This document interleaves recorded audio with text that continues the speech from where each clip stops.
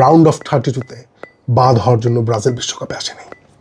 Hello, আসসালামু আলাইকুম football পাগলরা, কি অবস্থা সবার? সবাইকে জানাচ্ছি আজকের এই ফ্যান্টাস্টিক বৃষ্টি বিঘ্নিত ব্রাজিলের এই কথন এপিসোডে আপনাদের সবাইকে স্বাগতম। ভয়, শঙ্কা, বুকের ভিতর ধীপ ধীপ, অতিরিক্ত আত্মবিশ্বাসী কিনা এবার ব্রাজিল বা ব্রাজিল ফ্যানরা, যেটা ব্রাজিল প্রতিবারই থাকে যে ওয়ার্ল্ড কাপে যাওয়ার আগেই ব্রাজিল এক ধরনের শোরগোল তৈরি করে যে বিশ্বকাপ তো আমাদের ভাই, হেক্সাইজন না, নো, প্রতিবার মানে হেক্সাইজন এটা হয় না, মানে হেক্সার আগেও সবচেয়ে বেশি ব্রাজিল আত্মবিশ্বাসী কখন ছিল? এইবারের ওয়ার্ল্ড কাপে কি ব্রাজিল এই ধরনের আত্মবিশ্বাস নিয়ে ব্রাজিল বিশ্বকাপে আসছে? এত নড়বড়ে অবস্থায় ব্রাজিল বিশ্বকাপে কবে আসছিল?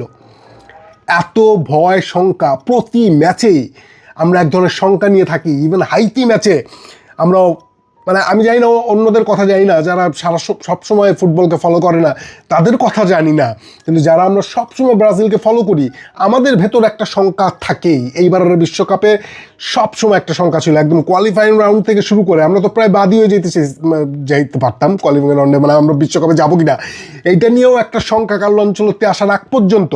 তারপরে সব কিছু আস্তে আস্তে ঘোরা শুরু করলো এবং সেই ঘোড়ার চাকাটা এখনও খুব স্লো, এখনও এমন কিছু হয়ে যায় নাই, এমন কিছু আমরা করি নাই, বা ব্রাজিল ফেডারেশন বা কার্লো আনচেলত্তি বা টিম বা দর্শকরা, ফ্যানরা যারা ব্রাজিল সম্পর্কে জানে, তারা এমন কোনো বক্তব্য দিচ্ছি না, এমন কোনো উড়ে বেড়াচ্ছি না যে বলতেছি, হ্যাঁ আমরা বলতেছি যে আমাদের হেক্সাইজন মিশনের ব্যাপারে কনফিডেন্ট থাকতে হবে, কিন্তু আমরা অতিরিক্ত আত্মবিশ্বাস এবার দেখাইতেছি না। অতিরিক্ত আত্মবিশ্বাস ব্রাজিল কবে দেখাইছিল?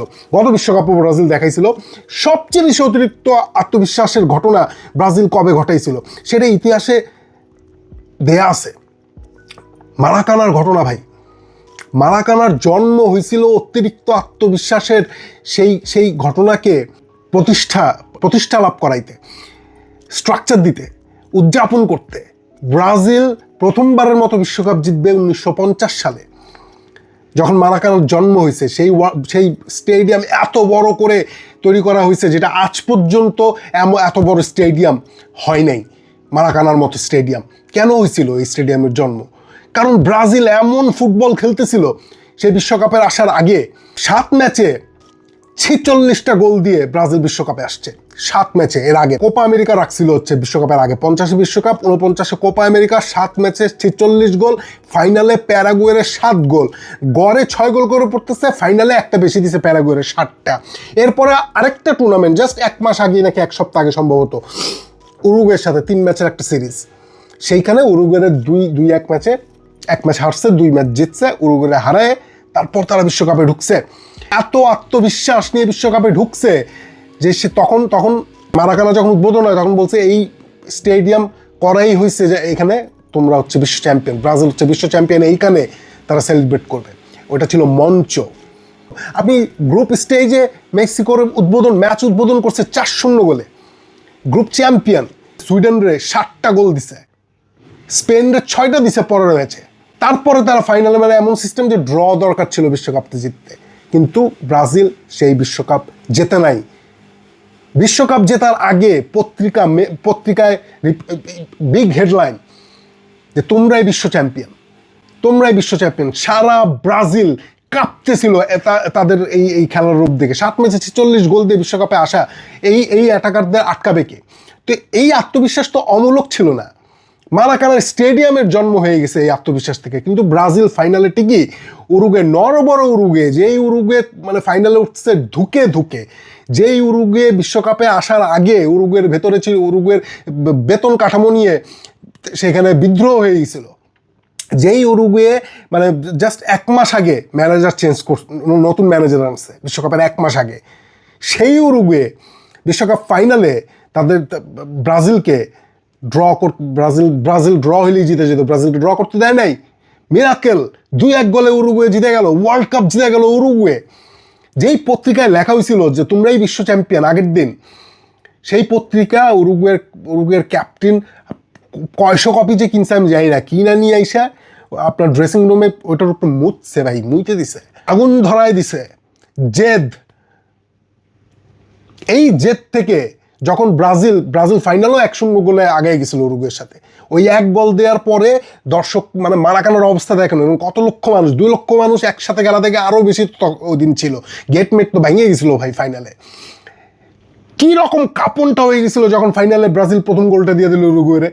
দেওয়ার পর উরুগুয়ের ওই ক্যাপ্টেন গিয়ে ইচ্ছা করে গিয়ে ওই যে দর্শকরা পাগল হয়ে গেছে যে নয়েজ, ওই নয়েজ থামানোর জন্য খেলা স্টপ করে দিছে, রেফারির সাথে গিয়ে ইচ্ছা করে গিয়ে ভেজাল লাগিয়ে দিচ্ছে, কয় অফসাইড। তারপরে খেলা কিছুক্ষণ বন্ধ, দর্শকদের কাউ থামছে, পুরো স্টেডিয়াম একটু ঠান্ডা হয়েছে। তখন সেই ক্যাপ্টেন তার দলের বলছে এইবার আমরা this is time to win. তারপর তারা 2 গোল দিয়ে জিতে গেছে। এরপর মারাকানা এমন ঠান্ডা হয়েছে, চতুর্দিক থেকে আত্মহত্যার কথা আসতেছিল, আত্মহত্যার খবর, স্টেডিয়ামে আত্মহত্যা করছে মানুষ, তারপর সারা দেশে আত্মহত্যার খবর আসছে। তো ওই আত্মবিশ্বাস, যে আত্মবিশ্বাস এমনভাবে ভাঙছিল ব্রাজিল, যে এই জার্সির জন্ম হয়েছে সেই ওয়ার্ল্ড কাপের পর, ওই আত্মবিশ্বাস ভাঙার পর এই জার্সির জন্ম হয়েছে। তখন ব্রাজিল সাদা জার্সিতে খেলতো, তারপরে এই হলুদটা আসছে। তো সেই আত্মবিশ্বাস তো এখন নাই। এইবারের ওয়ার্ল্ড কাপ আমরা শুরু করছি কার্লো আনচেলত্তির কোন বাক্য দিয়ে, যে ভয় শঙ্কা এটা থাকা ভালো, নাইলে আমাদের সামনে যদি বাঘও দাঁড়ায় তাইলে আমরা তার বিড়াল মনে করব। এই বাক্য দিয়ে আমাদের বিশ্বকাপ শুরু হয়েছে। আমরা প্রতি ম্যাচে একটা আতঙ্কে থাকি, প্রতি ম্যাচে আতঙ্ক থাকি যে আমাদের স্কোয়াড কী হতে যেতেছে, আমাদের প্লেয়াররা কি করতে যাইতেছে, ফার্স্ট হাফে কি করতে যেতেছে, সেকেন্ড হাফে কি করতে যেতেছে, গোল কনসিড করে ফেলতেছে কিনা। 90 মিনিট আমরা বসে থাকি। আমাদের গল্প এখন হয়ে গেছে সেই উরুগুয়ের মতো, 1950-এর উরুগুয়ের মতো, যে এই উরুগুয়ে জিতে গেছিল। এই ভয় ভালো। এই যে নেদারল্যান্ড 4টা গোল দিছে, এই ভয় ভালো। 5টা দিছে, 4টা না 5টা, জাপান 4টা দিছে, এই ভয় ভালো। এই ভয় আমাদেরকে প্রস্তুত রাখতেছে। ব্রাজিল অতিরিক্ত আত্মবিশ্বাস নিয়ে মানে উঠতেছে না এখন। জাপানের 4 গোল, নেদারল্যান্ডসের গোল, আপনার প্রেডিকশন সব কিছু মিলে ব্রাজিল প্রস্তুত থাকতে চাইবে ভাই।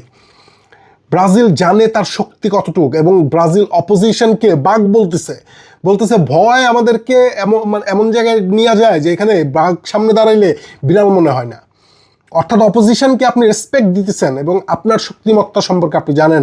আমাদের টিমের অবস্থা একের পর এক ইনজুরি, রাফিনার ইনজুরিকে আমাদের ভোগাবে না, প্রবলভাবে ভোগাবে। কিন্তু এইখানে মিরাকেল, ভাগ্য, বিশ্বকাপ হচ্ছে ভাগ্য। 50 ভাগ ওই গাণিতিক, ওই অর্থনীতিবিদ রেখে দিচ্ছেন, 50 ভাগ ভাগ্যের উপর। এখানে কিছু মিরাকেল ঘটে। সেই মিরাকেল অ্যান্ড্রিকের পায়ে ঘটতে পারে, সেই মিরাকেল কোনার পায়ে ঘটতে পারে, সেই মিরাকেল ভিনিজিনিয়াসের পায়ে ঘটতে পারে। এবং ভিনিজিনিয়াসের যে ফর্ম, এই মিরাকেল ঘটে জেদের উপরে। এই মিরাকেল ঘটে মানে এই ভাগ্য, এটা টাইনা নিয়ে আসে, জেদ টাইনা নিয়ে আসে, লড়াই করার ইচ্ছা, ব্রাজিলকে তার সেই জায়গায় নিয়ে যাওয়ার ইচ্ছা যে জায়গায় ব্রাজিলকে সবাই ভয় পাইত, ব্রাজিলকে ভয় পাইতে বাধ্য হইতো। সেই জেদটা যদি ভিনিসিয়াস, কার্লো আনচেলত্তি এদের মধ্যে আসে, আপনি কিভাবে ঠেকাবেন? No way. We are ready to fight anyone, any day. Round of 32-তে বাদ হওয়ার জন্য ব্রাজিল বিশ্বকাপে আসেনি।